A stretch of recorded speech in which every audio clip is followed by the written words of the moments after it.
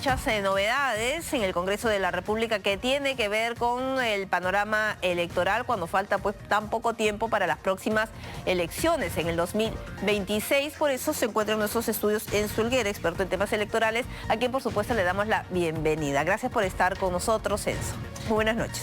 Con gusto compartir contigo y en relación a temas evidentemente políticamente cuestionables muchas veces, porque en sí remecen los cimientos de la política nacional, pero que como que en Perú se va haciendo un poquito de costumbre. Bueno, ya se había adelantado, ¿no? Que se iba a hacer el camino. La Comisión Permanente finalmente aprobó la restitución del financiamiento privado a los partidos políticos. Ya hay un pronunciamiento de la OMPE, de las autoridades electorales, y lo que señalan es que dónde queda la transparencia, y ha hecho otra serie de cuestionamientos.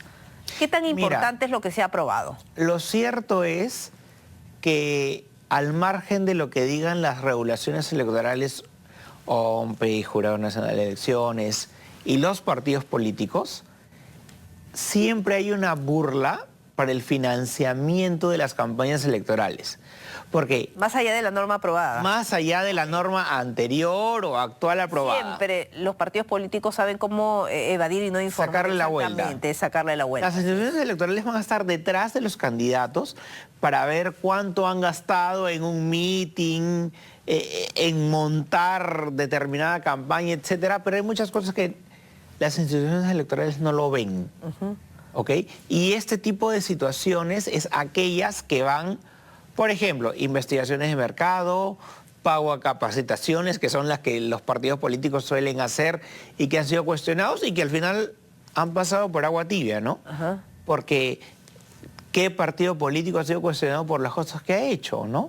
Entonces, hay muchos ítems por los cuales los partidos políticos pueden justificar determinados gastos que al final no son auditados o son pasados por agua tibia, con la finalidad de no ser investigados adecuadamente, porque los entregables deberían sustentar aquel gasto público por el cual nuestros impuestos o los impuestos de todos los ciudadanos del país lo están financiando. Ahora, según lo aprobado, las organizaciones políticas van a poder recibir aportes anuales de hasta 200 UIT. Antes creo que el tope era 120. Correcto. Eso quiere decir... ¿Es bueno esto? ¿Es malo? ¿Es lo adecuado? ¿Estamos en un nivel de otros países, de la región, por ejemplo? Mira, en realidad, a nivel internacional, sí llegamos a esos topes. ¿Ok? Y antes lo que se hacía era pitufiar, ¿no? O sea, en cualquier regulación... Es lo que hemos visto, ¿no? En los últimos procesos cuando electorales. tú eres estricto, lo que hacen es pitufiar. Es decir, si a mí me dicen, señor, usted puede donar al partido político por una campaña electoral... ¿Hasta tanto? 50 soles... y yo quiero donar 1 millón. Entonces lo que hago es pagarle a mis empleados o decirles, oye, ¿sabes qué? Que cada uno ponga 49, 49, 49. Ah, correcto. Claro.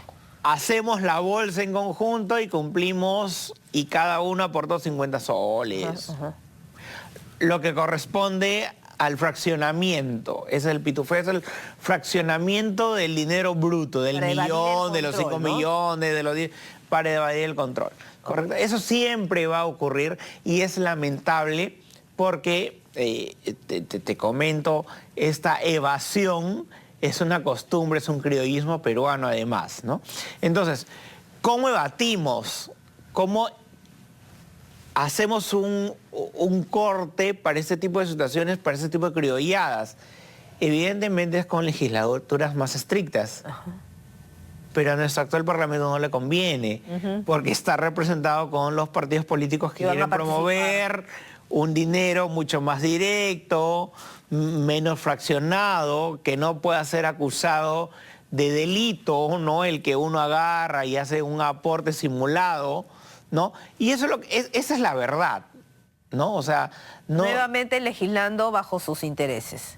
Correcto, ¿no? Entonces, mientras mayor posibilidad de fraccionamientos o de dineros más pequeños y en masa se puedan hacer, finalmente es aquello que les permite a los partidos políticos financiar a través de determinadas personas, partidarios, personas leales, empresas, instituciones, financiar una campaña electoral, ¿no? Entonces, lamentablemente es una burla finalmente al sistema, pero yo te pregunto, ¿qué hacer? ¿quiénes regulan esto? Los partidos políticos que están representados en el Parlamento. Claro. O sea, Entonces, al final sus regulaciones van a ser importantes para aquello que les conviene a los partidos políticos representados en el Parlamento. Ahora, según el informe técnico del organismo electoral, y te lo comentaba, eso va a afectar, esta propuesta, bueno, que ya se ha aprobado en la Comisión de Constitución, va a afectar la rendición de cuentas, no solamente la transparencia, sino la rendición de cuentas. ¿De qué manera? Ok. ¿O eso no sería tan exacto? Mira, no ¿O sería... es exagerado? ¿Es exagerado en qué sentido? A ver, si una persona aporta 1 millón de soles o 10 personas aportan 1 millón de soles, vamos a hacer la comparación. ¿En qué se diferencia?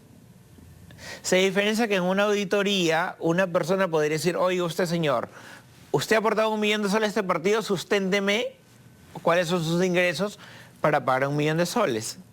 Y si yo voy y audito a 10 personas que aportaron en conjunto 1 millón de soles, cada uno aportó 100.000 soles, Ajá. esa auditoría es un poquito más fácil de pasar que una sola persona haya aportado 1 millón de soles. Entonces, en realidad es la burla del sistema. O sea, ¿no? se van a seguir burlando. La justificación, ¿no? O sea, Con yo esta y con otra norma. fracciono más cuotas, más personas, más ingresos, entonces puedo burlar más fácil el sistema. Y eso ocurre con todos los delitos, lavado de activos, etcétera. Es el pitufeo, ¿no? El famoso, solo que ahora lo estoy legalizando, ¿no? Ahora, escuchaba como parte del debate a la congresista Ruth Luque, ella siempre ha sido opositora a este tipo de aprobación de norma, y lo que ella decía es que este órgano carecía de competencia para modificar las leyes orgánicas, y eso basándose en algo dispuesto por el Tribunal Constitucional ya hace algún tiempo. Claro, aquí la pregunta de fondo es ¿cuánto es lo mínimo que debe aportar una empresa o una persona natural? Porque yo te puedo prohibir en este momento, ¿sabes qué? Las empresas no aportan, las ONGs no aportan, las personas individuales no aportan. O sea, ¿quién aporta y cuánto aporta? Al margen de eso no se trata, esa es la forma, no el fondo. El fondo es cuánto aportan, ojo, y luego qué esperan a cambio.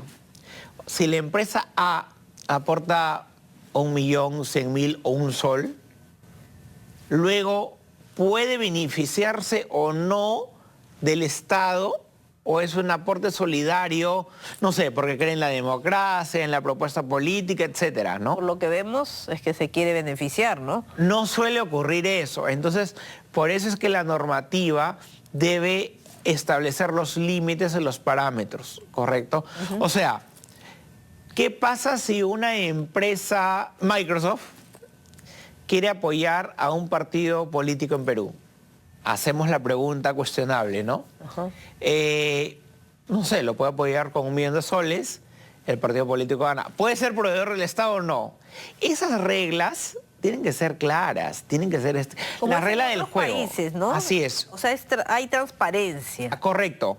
O sea, nadie dudaría, oye, esta empresa sí puede ser proveedora del Estado, sí puede trabajar conmigo, pero con mejores precios, ok. ¿no? Del mercado. Si cobran más caro del mercado no se va a beneficiar porque me aportó.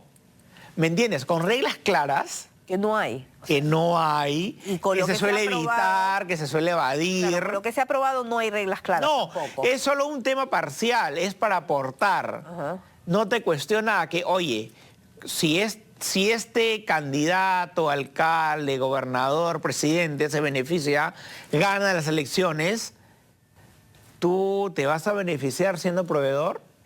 ¿Vas a competir en igualdad de situaciones?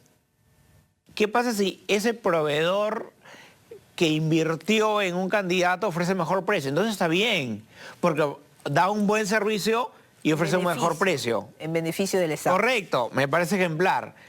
Pero si quiere cobrar la inversión en campaña, entonces cobrar más sobrevalorar del valor de mercado. Entonces, pero en la medida en la que esto no se aclare, que las reglas del juego para la empresa la inversión y los candidatos políticos no se aclara, lamentablemente va a seguir. Vamos a seguir en la misma situación. Por supuesto. ¿Quién tiene que moverlos? ¿Desde el Congreso de la República? Congreso de la República. Las autoridades electorales. Las autoridades electorales y también los organismos reguladores de las contrataciones, el OCE, etcétera, ¿no? O sea, hay muchas instituciones que deben intervenir, que deben comprarse el pleito, porque lamentablemente no es una situación solo de decisión con el proveedor y quien alcanza el poder, el gobierno, el congresista, el alcalde de turno. No, hay que crear un asunto legal en la cual, o sea, obviamente por invertir en un candidato tampoco te van a prohibir que no participes en una licitación del Estado. Pero las licitaciones del Estado son claras. Ofrece un mejor precio y una mejor calidad de servicio. Quien lo ofrezca en su conjunto gana. Pero actualmente esa norma no actualmente no pueden ser proveedores. Claro, entonces no pueden ser proveedores. Pero, o sea, ¿quién financia una campaña electoral de quien sea? Gratuitamente. Gratuitamente. Claro. Que no quiera, y que encima se le prohíba no participar en las licitaciones del Estado, ¿no? Claro, y por eso se generan otras salidas, ¿no? Obvio. ¿Qué salidas? O sea, yo invierto a través de un tercero. Así es. Y luego ya puedo participar en los concursos para ser beneficiado como proveedor del Estado. Se cree el vicio en donde la norma no es adecuada. Entonces, correcto, la norma tiene que adecuarse porque tiene que ser sincera, honesta y real en lo que ocurre de las inversiones a aquellos candidatos que finalmente postulan. Y no tiene que haber ese engañamuchachos que alguien va a invertir, honestamente lo digo el día de hoy, que vaya a invertir sin esperar nada a cambio, porque eso no existe. Sí, no existe, definitivamente. Más o menos, ¿qué otra norma se necesitaría o qué otros ajustes se requerirían hacer desde el Parlamento para poder mejorar las condiciones en el próximo proceso electoral? Primero, un sinceramiento de aquellos proveedores, empresas, instituciones y personas naturales y que además sea público. ¿Por qué? Pero eso no solamente depende del Parlamento, sino, como has comentado, de las otras entidades. Lógicamente. Pero ¿por qué sería importante el sinceramiento? Porque cuando van a concursar, podemos ver que esa empresa es tan competitiva que financió por un asunto mayor, por un asunto de llevar a un candidato o a un político porque le pareció la idea muy altruista. Pero al margen de eso, esa empresa no se lucra, ¿no?, de aquel apoyo que le hizo a un político, sino que también ofrece el mejor precio y la mejor calidad en el mercado. Precio y calidad deben hacer un promedio, por lo cual se debe elegir a ese postor, que puede coincidir con ser el que financió la campaña siempre y cuando cumpla calidad y precio, ¿correcto?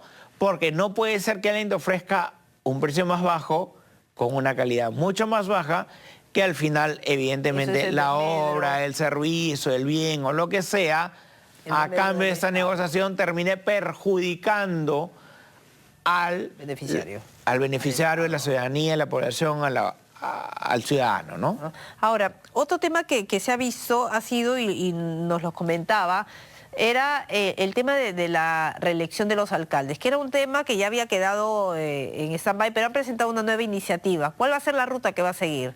¿Qué posibilidades? Aparentemente murió esa norma, pero se presenta una nueva propuesta de ley en la cual los alcaldes pueden ser reelegidos, pero esta vez no está condicionado al tema de los movimientos regionales. Así es, a la eliminación, ¿no? A la eliminación de los movimientos regionales. Claro, que era lo que básicamente recibió más cuestionamientos, ¿no? Que en argumento, por ejemplo, la izquierda no quería apoyar dicha propuesta de ley porque se eliminaban los movimientos regionales. En teoría, y digo en teoría porque en el Parlamento nunca se sabe. Todo es posible, todo Así es posible. Que se va a poder elegir alcaldes y gobernadores regionales, regidores y consejeros regionales, siempre y cuando, evidentemente, se apoye este proyecto de ley que se aprobaría en 2 legislaturas, ¿no? Porque es reforma constitucional. Correcto. Entonces, se debería aprobar en esta siguiente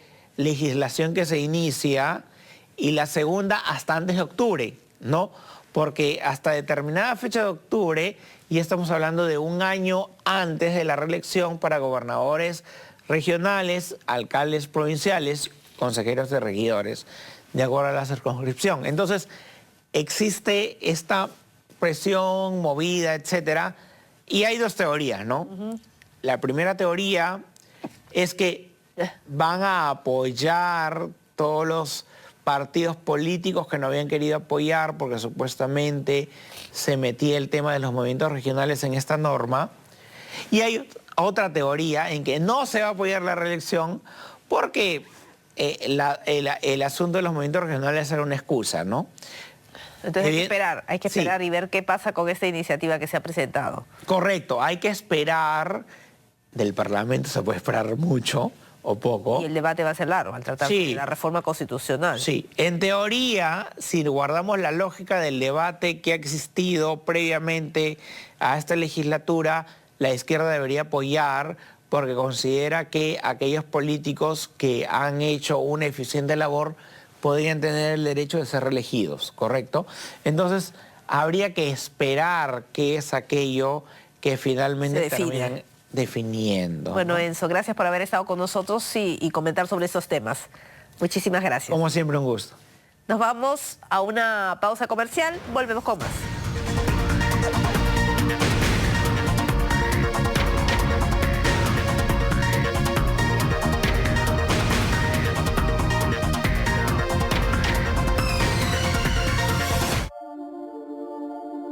En un mundo de caretas, pude haber